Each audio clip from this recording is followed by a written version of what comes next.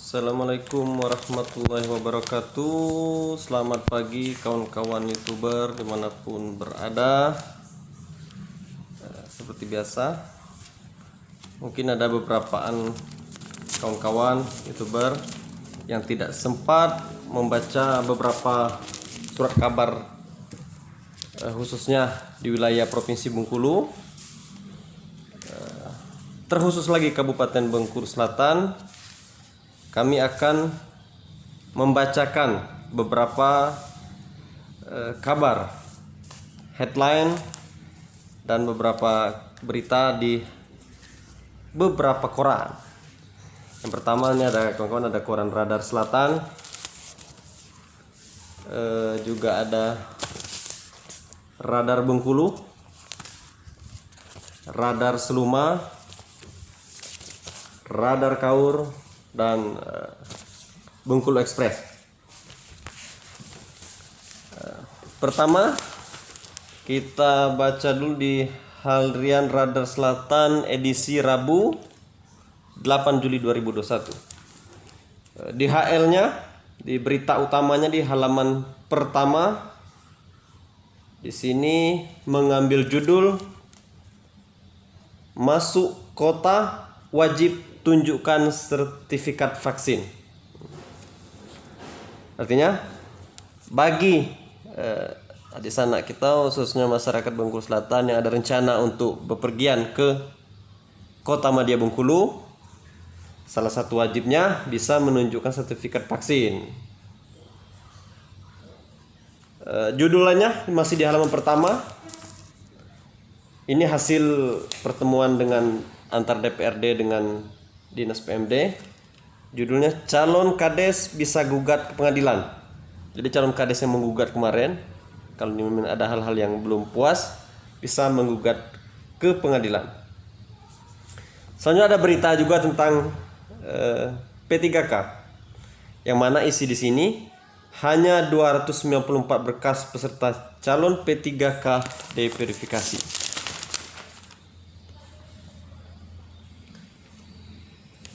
Di halaman politik ini juga ada harian Radar Selatan menyoroti tentang Pansus RPJMD segera bekerja. Di halaman 3 Metropolis di sini mengangkat tentang proses pelantikan Kades terpilih, tunggu usulan Badan Permusyawaratan Desa atau BPD. Terus di halaman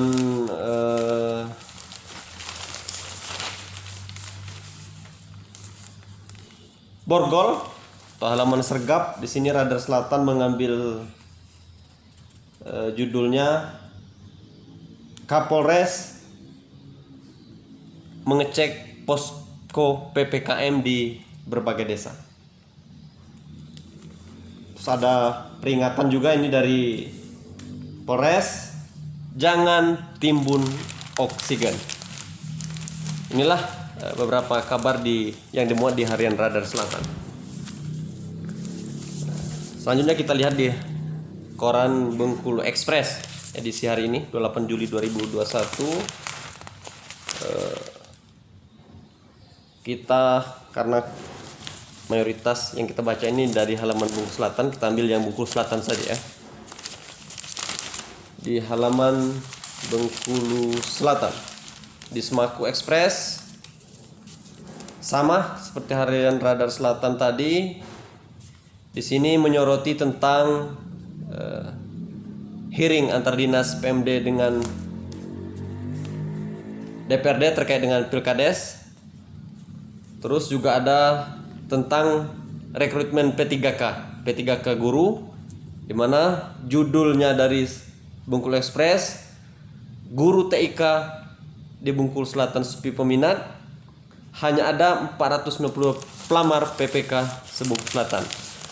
Artinya untuk tahap persatu ini hanya ada 492 calon guru P3K yang melamar. Sementara total guru honorer dan tenaga pendidikan di Bengkulu Selatan ini, ya kalau kita lihat dari yang menerima SK dari Pemda itu udah 700-an lebih ya. Artinya sebagian besar tidak ikut mendaftar pada tahap pertama. Selanjutnya kita buka-buka juga di koran Radar Bengkulu. Kita lihat di halaman Muku-Mukus Lumah Manak Kaur untuk berita dari Bengkulu Selatan. Harian Radar Bengkulu mengambil tema Dinkes melakukan sosialisasi protokol kesehatan di pasar.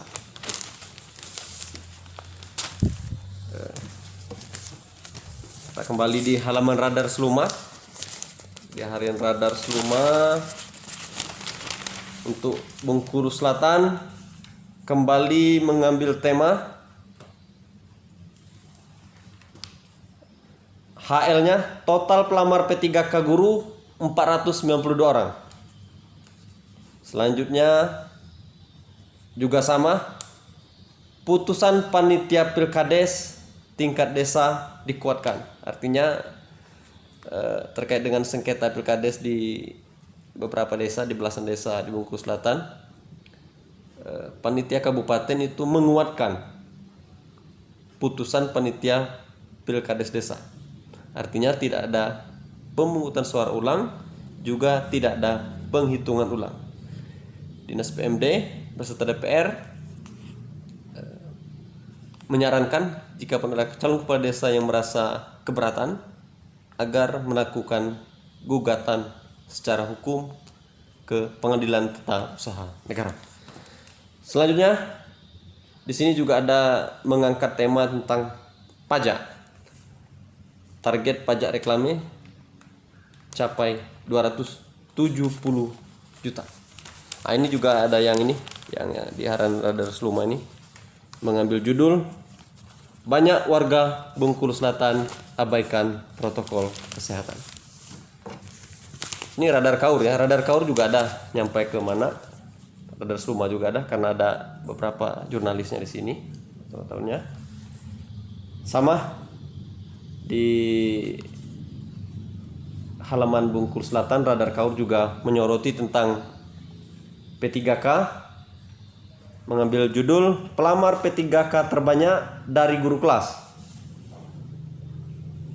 Selanjutnya tentang promosi kesehatan terkait dengan protokol kesehatan, datangi pasar bagi poster hingga masker. Terus di sini terkait dengan target PAD dari pajak reklame, setengah tahun pajak reklame di Bengkulu Selatan hanya mencapai 150 juta. Itulah beberapa kabar yang ada di dalam yang menghiasi harian surat kabar pada hari ini. Bagi kawan-kawan sahabat YouTuber yang tidak sempat membaca berita hari ini, itulah beberapa yang bisa kami bacakan. Semoga bermanfaat. Untuk lebih jelasnya bisa berlangganan dengan koran-koran yang bersangkutan. Selamat pagi. Assalamualaikum warahmatullahi wabarakatuh.